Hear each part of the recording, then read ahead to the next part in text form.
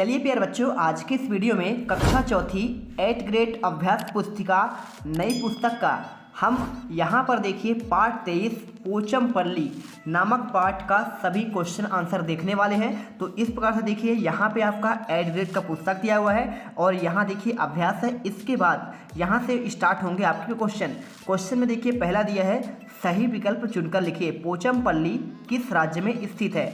आंध्र प्रदेश या फिर आपका मध्य प्रदेश, तेलंगाना या फिर आपका हिमाचल प्रदेश। तो देखिए उत्तर आपको यहाँ पे क्या लगाना है, तेलंगाना में है, ठीक है। और जो पोचमपल्ली है यहाँ पे देखिए वहाँ पे क्या है, पोचमपल्ली यहाँ पे फेमस है साड़ियों के लिए। इसके बाद देखते हैं 12 नंबर, पारंपरिक व्यवसाय है। तो पारंपरिक व्यवसाय कौन सा है, देखिए पढ़ाई करना है या फिर आपका देखिए कालीन बनाना, पेड़ लगाना है, फिर सड़क बनाना। तो उत्तर देखिए आपको यहाँ पे लगा देना है कालीन बनाना। इसके बाद देखिए 7 नंबर क्वेश्चन आता है, जो व्यक्ति धागों से कपड़ा बनाता है उसे क्या कहते हैं, लोहार, बढ़ई, बुनकर या फिर कुम्हार। तो उत्तर देखिए यहाँ पे आपको बुनकर लिख देना है। इसके बाद चलते हैं नेक्स्ट क्वेश्चन, अति लघुत्तरीय क्वेश्चन आता है, साड़ी के धागों के अलावा और कौन कौन सी चीज़ों को रंगा जाता है। तो साड़ी के अलावा, धागों के अलावा देखिए चादर, सूट को भी रंगा जाता है। क्वेश्चन देखिए तीसरा दिया है, बाड़ी और प्रसाद के घर में रंग बिरंगे धागों को ढेर क्यों लगा रहता है। तो बाड़ी और प्रसाद के अम्मा अप्पा और परिवार के सभी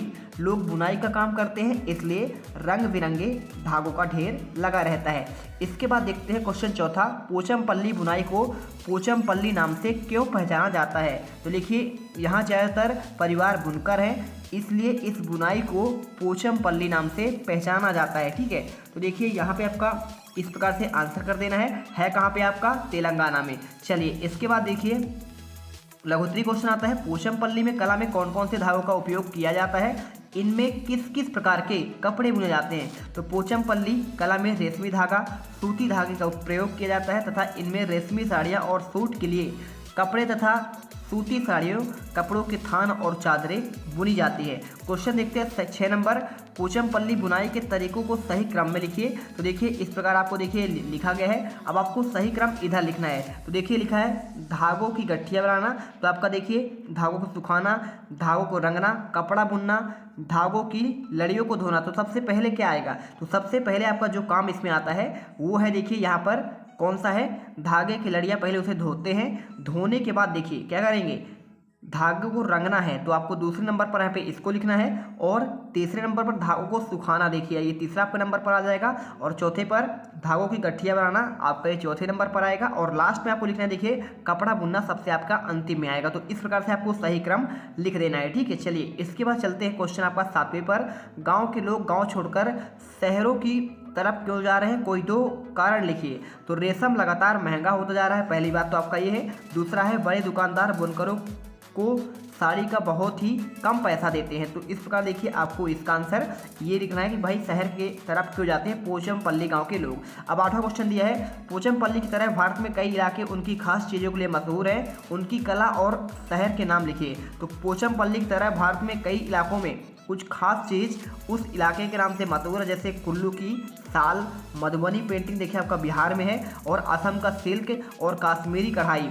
ठीक है, जो आपका पश्मीना साल मिलता है उसी की बात कर रहा है। दीर्घोक्ति क्वेश्चन देखिए, पोचमपल्ली की कला खतरे में क्यों है, कारण लिखिए। तो देखिए इसमें आंसर लिखना है, अच्छी साड़ी बुनने के लिए कई दिनों तक कड़ी मेहनत करनी पड़ती है, फिर भी साड़ियों के अच्छे दाम नहीं मिलते हैं, और रेशम लगातार महंगा होता जा रहा है, बड़े दुकानदार बुनकरों को बहुत कम पैसा देते हैं और खुद बहुत महंगे दामों में साड़ी बेचते हैं। तो इसका मतलब साफ हुआ कि वो लोगों को क्या है, रेशम का धागा बहुत महंगा पड़ता है और यहाँ पे जो दुकानदार होते हैं उन्हें पैसे भी कम देते हैं। क्वेश्चन देखिए अगला दिया है, परंपरागत व्यवसाय किसे कहते हैं, इन्हें करने के लिए किसका उपयोग किया जाता है। तो बहुत लंबे समय तक किसी परिवार में होने वाले काम को परंपरागत व्यवसाय कहते हैं, इन्हें करने के लिए कई औजारों और कलाओं का इस्तेमाल होता है। आपको इस प्रकार उत्तर लिखना है। इसके बाद देखिए प्रोजेक्ट कार्ड दिया गया है, इसमें लिखा है अपने घर या गांव में पता करें कि आज भी कोई क्या परंपरागत व्यवसाय है। तो ऐसा कौन करता है, परिचय देखिए। तो मेरे पिताजी।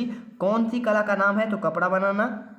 और कहाँ से सीखा है, कैसे किया, तो अपने बड़ों से, यानी देखिए अपने पिताजी से उन्होंने सीखा होगा, है ना, और उनके पिताजी ने उनके पिताजी से। इस प्रकार आपको देखिए चौथा, उसमें उपयोग होने वाली सामग्री कपड़ा और धागा।